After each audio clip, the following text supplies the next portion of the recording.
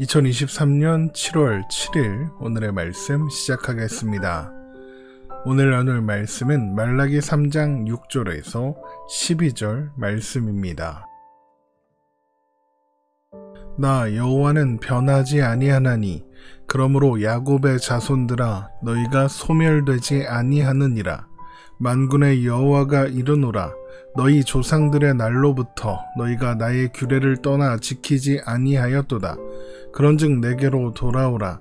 그리하면 나도 너희에게로 돌아가리라 하였더니 너희가 이르기를 우리가 어떻게 하여야 돌아가리이까 하는도다. 사람이 어찌 하나님의 것을 도둑질하겠느냐. 그러나 너희는 나의 것을 도둑질하고도 말하기를 우리가 어떻게 주의 것을 도둑질하였나이까 하는도다. 이는 곧 11조와 봉헌물이라. 너희 곧 온 나라가 나의 것을 도둑질하였으므로 너희가 저주를 받았느니라. 만군의 여호와가 이르노라. 너희의 온전한 11조를 창고에 들여 나의 집에 양식이 있게 하고 그것으로 나를 시험하여 내가 하늘 문을 열고 너희에게 복을 쌓을 곳이 없도록 붙지 아니하나 보라. 만군의 여호와가 이르노라. 내가 너희를 위하여 메뚜기를 금하여 너희 토지 소산을 먹어 없애지 못하게 하며 너희 밭에 포도나무 열매가 기한 전에 떨어지지 않게 하리니 너희 땅이 아름다워짐으로 모든 이방인들이 너희를 복되다 하리라. 만군의 여호와의 말이니라. 아멘. 하나님은 죄악으로 가득한 그분의 백성들을 위해 언약의 사자를 보내시겠다고 약속하십니다. 언약의 사자는 오셔서 금을 연단하는 사자의 불과 표백하는 자의 잿물처럼 모든 죄악을 정결케 하고 씻어내실 것입니다. 그러면 하나님과 그분의 백성들의 관계가 회복되고 예배가 회복될 것입니다. 그러나 언약의 사자가 심판주로 오셔서 하나님을 경외하지 않는 자들에게 나타내실 날이 있을 것입니다.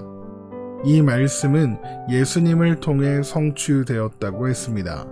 예수님께서 언약의 사자로 이 땅에 오심으로써 모든 죄악을 씻으시고 예배를 회복하셨으니까요. 그리고 이제 심판주로 다시 오셔서 이 말씀의 예언을 마치실 것입니다. 우리는 그날을 소망하며 언약의 사자이신 예수님과 함께 동행함으로 오늘을 살아가야 한다는 사실을 잊지 말아야 하겠습니다. 그런데 하나님은 왜 이스라엘이 범죄하고 있는 그 시대, 말라기 시대에 바로 그들을 심판하시는 대신에 심판을 경고하실 뿐만 아니라 그들에게 언약의 사자를 보내겠다라고 말씀하시는 걸까요? 소선지서를 우리가 살펴보는 동안 여러 번 말씀드렸었던 것처럼 하나님의 목적이 심판 그 자체에 있는 것이 아니기 때문입니다.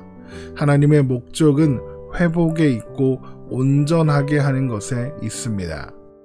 하나님은 한 번도 그분의 백성들에 대한 이런 태도를 또 목적을 바꾸신 적이 없습니다.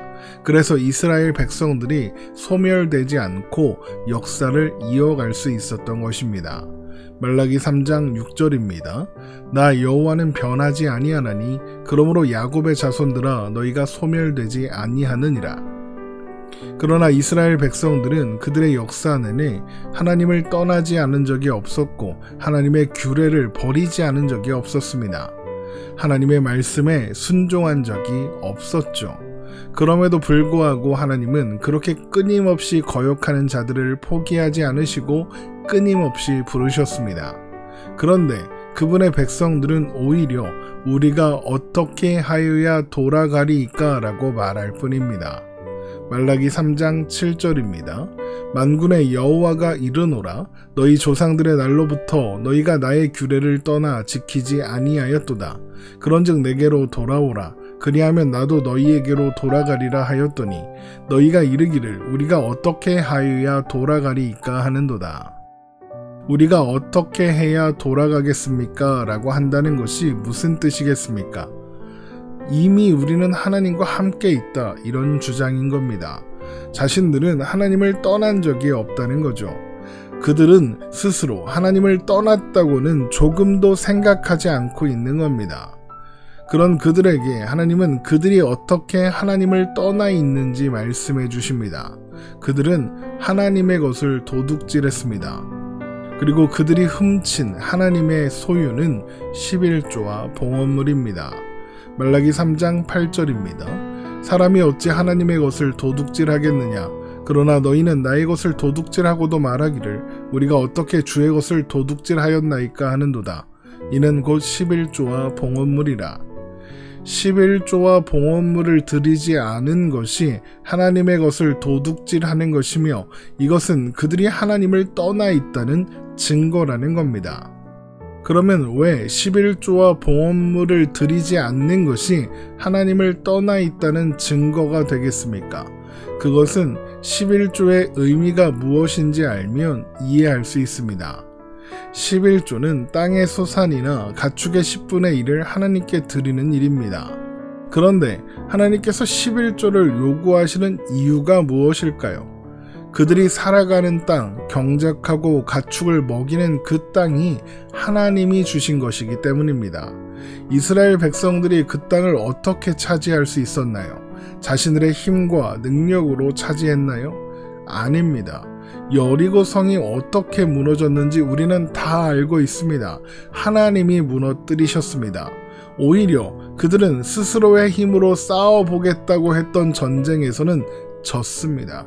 하나님이 함께 하시면 이기고 자기들끼리 하겠다고 하면 졌다는 겁니다. 그러니까 그 땅은 이스라엘 백성들이 자신들의 힘으로 얻어낸 땅이 아니라 하나님께서 그들에게 주신 땅인 겁니다. 그러면 그 땅의 진정한 소유자는 누구입니까? 이스라엘 백성들인가요? 아닙니다. 하나님이시죠. 그래서 그 땅은 팔아도 희년 때마다 원래 주인에게 다시 돌아가게 하라, 이런 말씀이 있는 겁니다. 왜 그렇습니까? 애초에 그들의 소유가 아니라 하나님의 소유인 것을 하나님께서 그분의 백성들에게 나누어 주신 거니까요. 그러면 그 땅에서 생산되는 소산들은 누구의 소유겠습니까? 하나님의 소유죠. 신명기 11장 10절에서 15절 말씀입니다. 내가 들어가 차지하려 하는 땅은 내가 나온 애굽 땅과 같지 아니하니 거기에서는 너희가 파종한 후에 발로 물대기를 채소밭에 댐과 같이 하였거니와 너희가 건너가서 차지할 땅은 산과 골짜기가 있어서 하늘에서 내리는 비를 흡수하는 땅이요 내 하나님 여호와께서 돌보아 주시는 땅이라. 연초부터 연말까지 내 하나님 여호와의 눈이 항상 그 위에 있느니라. 내가 오늘 너희에게 명하는 내 명령을 너희가 만일 청종하고 너희의 하나님 여호와를 사랑하여 마음을 다하고 뜻을 다하여 섬기면 여호와께서 너희의 땅에 이른비 늦은 비를 적당한 때에 내리시리니 너희가 곡식과 포도주와 기름을 얻을 것이요 또 가축을 위하여 들에 풀이 나게 하시리니 내가 먹고 배부를 것이라. 이스라엘 백성들이 가나안 땅에서 어떻게 소산을 얻습니까? 하나님께서 이른 비, 늦은 비를 적당한 때에 내려주시면 그렇게 된다는 겁니다. 그러니까 그들이 얻는 모든 것은 하나님께서 은혜로 주신 약속의 땅에서 생산된 것일 뿐만 아니라 그 모든 것들 또한 하나님께서 은혜로 열매 맺게 하시고 결실하여 추수할 수 있게 해주신 겁니다. 100% 모두 하나님의 소유인 겁니다. 그러면 하나님께서 너희들 먹고는 살아야 하니까 10%만 쓰고 나머지 90% 내놔라, 아니 1%만 쓰고 99% 내놔라, 이러셔도 아무 상관없는 겁니다. 그런데 하나님은 10분의 1을 하나님께 드려라, 10분의 1은 하나님의 소유다라고 하시는 겁니다. 이것이 얼마나 놀라운 은혜인지 아시겠습니까? 모두가 하나님께 받은 것인데 하나님이 허락하지 않으셨으면, 하나님이 주지 않으셨으면 아무것도 얻을 수 없었는데 하나님이 그 모든 것을 주셔서 얻었거든요. 바로 이것을 기억하라고, 잊지 말라고, 이 모든 것이 너희가 자격이 있어서 너희가 노력해서 얻은 것이 아니라 하나님께서 주신 것이다 라는 사실을 잊지 말아라. 하나님을 잊지 말아라. 너희들은 하나님 안에만 있어야 한다. 그래야 살 수 있는 존재다. 하나님 없이는 너희는 아무것도 아닌 존재에 불과하다. 너희들은 하나님 안에 있어야만 복되다, 행복하다. 바로 이것을 기억하게 하시려고 11조를 명령하시는 겁니다. 그러면 11조를 드리지 않는다는 게 무슨 뜻이 되겠습니까? 이거 다 내 거다, 이런 뜻이 아니겠습니까? 이 땅도 내 것이고 이 땅에서 얻는 것도 내 것이다, 이겁니다. 하나님 없이 살겠다는 겁니다.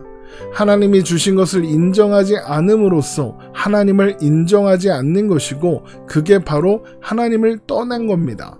하나님 안에서만 행복할 수 있고 하나님 안에서만 안식과 평안을 누릴 수 있는 존재가 하나님을 떠난 결과는 무엇이겠습니까? 사망이고 멸망이겠죠.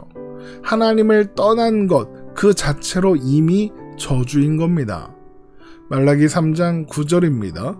너희 곧 온 나라가 나의 것을 도둑질하였으므로 너희가 저주를 받았느니라. 그들은 하나님의 것을 도둑질함으로써 하나님을 떠났고 그렇게 스스로 저주를 받은 겁니다. 자, 그러면 이제 어떻게 해야 하겠습니까? 온전한 11조를 회복해야 하겠죠. 말라기 3장 10절입니다.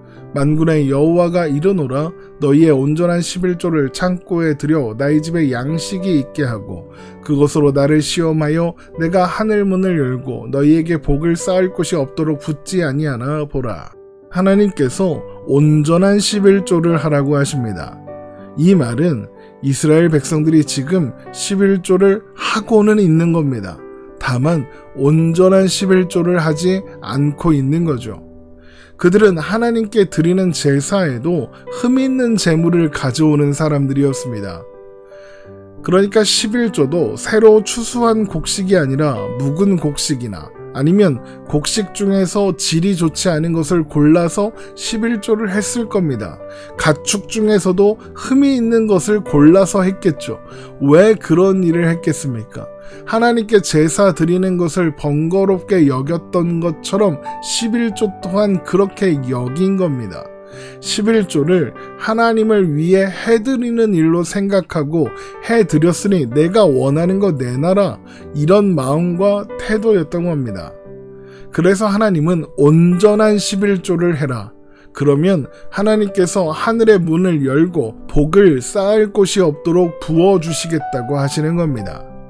여러분, 이걸 보고 11조를 해야 복 받는다, 이렇게 가면 안 됩니다.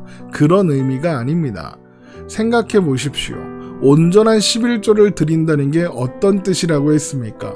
하나님을 나의 주, 나의 아버지로 내가 누리는 모든 것을 주신 주님으로 인정한다는 뜻이라고 했습니다. 그런 고백이 있다는 건 그 사람이 하나님 안에서 사는 하나님의 백성, 하나님의 자녀라는 의미입니다. 하나님의 백성은 하나님 안에서만 온전한 기쁨과 행복과 평안과 안식을 누릴 수 있잖아요. 그러면 여기에서 복이 무엇이겠습니까? 기쁨과 행복과 평안과 안식, 이런 것들인가요? 아니요. 그런 건 복이 아닙니다. 그건 복을 받았기 때문에 따라오는 부수적인 결과에 불과합니다. 그러면 진짜 복이 무엇입니까? 바로 하나님과 함께 있는 것, 하나님 안에 있는 겁니다. 하나님이 우리와 함께 계신다. 여러분, 이게 복입니다. 하나님과 함께, 하나님 안에 있는 것, 그게 가장 큰 복이라서 높은 산이 거친 들이 초막이나 궁궐이나 내 주 예수 모신 것이 그 어디나 하늘나라, 이렇게 고백하는 겁니다. 하나님이 복입니다. 그러니까 온전한 11조를 회복하라, 이것은 하나님께로 돌아와라, 하나님 안에 있어라 라고 말하는 것과 같은 뜻인 겁니다. 그렇게 하나님의 백성들이 하나님이 주신 땅에서 하나님과 함께 있으면 어떻게 되겠습니까? 앞에서 읽었던 신명기 11장의 말씀처럼 되겠죠. 이른 비 늦은 비가 적당한 때에 내릴 것이고 그래서 풍성한 열매를 맺을 겁니다. 말라기 3장 11절입니다. 만군의 여호와가 이르노라. 내가 너희를 위하여 메뚜기를 금하여 너희 토지 소산을 먹어 없애지 못하게 하며 너희 밭의 포도나무가 열매가 기한 전에 떨어지지 않게 하리니. 그렇게 그 땅은 아름다워지는 겁니다. 하나님과 동행하는 백성들이 사는 땅, 하나님이 함께 하시는 땅이니까요.